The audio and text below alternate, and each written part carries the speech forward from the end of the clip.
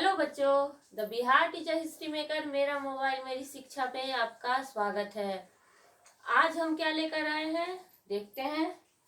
इकाई 5 मानव संसाधन, जिसके अंतर्गत हम लोग दो टॉपिक को पढ़ेंगे। पहला जनसंख्या परिवर्तन एवं उसके कारण, और दूसरा लिंगानुपात। क्या है? जनसंख्या परिवर्तन और उसके कारण और लिंगानुपात। तो पहले हम लोग जनसंख्या परिवर्तन को समझे। तो प्रत्येक 10 वर्षों में जब हमारे देश में क्या होता है, जनगणना होती है, तो उसमें अंतर आता है। किसी भी क्षेत्र का जो गिनती किया जाता है मानवों का, तो उसमें अंतर आता है। कभी जनसंख्या ज्यादा होती है, जनसंख्या दर कहीं कम होती है, किसी साल ज्यादा होती है, किसी साल कम।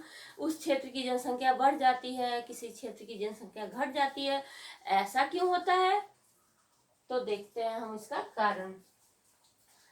तो जनसंख्या परिवर्तन तो स्वाभाविक सी चीज है जो देखा गया है प्रत्येक 10 वर्षों के बाद। लेकिन उसके कारण क्या क्या हो सकते हैं? उसके मुख्य 3 कारण हो सकते हैं। क्या है मुख्य 3 कारण? जन्म दर, मृत्यु दर और प्रवास। तो ये तीनों जो है, जन्म दर, मृत्यु दर और प्रवास, ये क्या है ये देखते हैं। पहला जन्म दर। जन्म दर क्या होता है? प्रति 1000 व्यक्तियों में जितने बच्चों का जन्म होता है उसे जन्म दर कहते हैं। प्रति 1000, अगर किसी क्षेत्र में 1000 लोग रहते हैं, वहां पर जितने भी बच्चे का जन्म हो रहा है उसे वहां का जन्म दर कहते हैं। वर्तमान जन्म दर कितना है? 19। अगर 1000 लोग हैं किसी क्षेत्र में, तो वहां पर जितना होता है बच्चों का जन्म, तो वो जन्म दर कहलाता है। तो 19.3 2016 के जनगणना ये जन्म दर की गिनती के अनुसार क्या है कि 19.3 है। तो पूरे भारत में अगर 1000 लोग हैं तो उसमें से 19.3 लोगों बच्चे का जन्म हो रहा है। तो यही जन्म दर होता है। मृत्यु दर क्या है? प्रति 1000 व्यक्तियों में जितने व्यक्ति मर जाते हैं उसे मृत्यु दर कहा जाता है। अगर 1000 व्यक्ति हैं किसी क्षेत्र में और वहां पर जितने लोग मर जाते हैं, तो उस क्षेत्र का वो मृत्यु दर कहलाता है। तो भारत का मृत्यु दर 2016 के अनुसार 7.3 है। अब तीसरा है प्रवास। प्रवास यानी विभिन्न कारणों से, जैसे शिक्षा, स्वास्थ्य सेवाएं, रोजगार या अन्य सुविधाओं के लिए मानव एक स्थान से दूसरे स्थान तक जाते हैं। ये तो सबको पता है। हर क्षेत्र की जनसंख्या इसी तरह बढ़ती घटती रहती है। अब यहाँ पे इस क्षेत्र में कुछ लोग हैं जो अपना रोजगार चलाने के लिए, कमाई करने के लिए दिल्ली चले गए, मुंबई चले गए, तो यहाँ की वो जनसंख्या अगले साल अगर गिनती होती है तो उसमें कम जाएंगे। तो इसी तरह प्रवास में ऐसा होता है। तो तीनों में हम लोगों ने देखा कि जन्म दर ज्यादा बढ़ेगा, जनसंख्या बढ़ेगी, तो उस क्षेत्र में क्या होगा? अगर जन्म दर बढ़ जाता है तो वहां जनगणना में वो जनसंख्या बढ़ा हुआ नजर आएगा। मृत्यु दर ज्यादा हो जाती है तो वहां पर मृत्यु दर के कारण जनगणना में जनसंख्या कम जाएगी। प्रवास, जहां से छोड़कर लोग दूसरे जगह जाते हैं, तो जहां से छोड़ते हैं वहां की जनसंख्या कम जाएगी, और जहां पर जाते हैं वहां की जनसंख्या बढ़ जाएगी। तो इसी तरह जनसंख्या परिवर्तन हो जाता है। तो एक जगह की जनसंख्या घटती है और दूसरे जगह की बढ़ जाती है। तो इसी को जनसंख्या परिवर्तन कहते हैं। और इसी तरह 3 कारण से जनसंख्या का परिवर्तन होता रहता है। अब हम पढ़ेंगे लिंगानुपात। लिंगानुपात क्या है कि महिला और पुरुष के में जो संख्या होती है, उसकी जनसंख्या होती है, उसमें अंतर।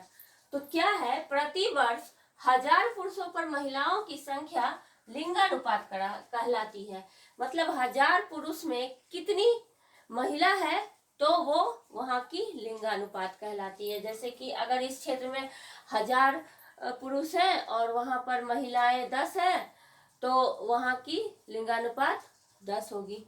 तो इस तरह हम लोग देखते हैं कि 2011 की जनगणना के अनुसार भारत में प्रति 1000 पुरुष पर 940 महिला है। भारत में 2011 में जो जनगणना हुई थी उसके अनुसार 1000 पुरुष पर 940 महिलाएं हैं, यानी कि महिलाओं की संख्या कम है और पुरुषों की अधिक है। अब हम भारत के कुछ राज्यों का लिंगानुपात देखते हैं। तो केरल में प्रति 1000 पुरुष पर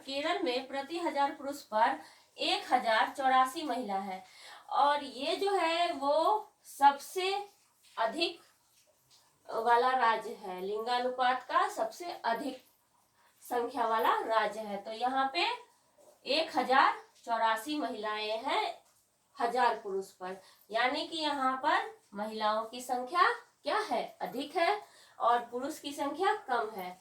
हरियाणा में जबकि हरियाणा राज्य में सबसे कम है महिलाओं की संख्या पुरुष से। जैसे कि हम देख रहे हैं 1000 पुरुष अगर है हरियाणा में, तो उस पर कितना है, 877 ही महिला है। तो ये सबसे छोटा और ये सबसे बड़ा, केरल में सबसे ज्यादा और हरियाणा में सबसे छोटा, सबसे कम महिलाओं का दर लिंगानुपात। मिजोरम में प्रति 1000 पुरुष पर 971 महिलाएं हैं। कितना है, मिजोरम में 1000 पुरुष पर 971 महिलाएं हैं। मेघालय में 1000 पुरुष पर 970 महिलाएं हैं।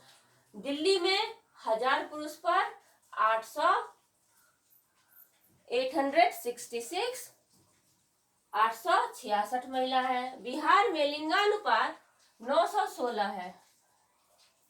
कितना है, बिहार में लिंगानुपात 916, यानी कि 1000 लोगों पे 1000 पुरुष पे 916 महिलाएं हैं। यहाँ पर 1000 पुरुष पे 916 महिलाएं हैं। बिहार में सर्वाधिक लिंगानुपात वाला जिला कौन है? बिहार में सर्वाधिक लिंगानुपात वाला जिला गोपालगंज है। यहाँ पर प्रत्येक 1000 पुरुष पर 1021 महिलाएं हैं, यानी कि 21 महिलाएं ज्यादा है। और सबसे कम मुंगेर में है। मुंगेर में कितना है, 876। तो 1000 पुरुष पे 876 महिला है। तो इस तरह हम लोग लिंगानुपात और जनसंख्या परिवर्तन को जान लिए हैं। अब हम लोग अगले वीडियो में देखते हैं साक्षरता। मानव संसाधन में एक साक्षरता भी टॉपिक है, इसको हम लोग देखते हैं।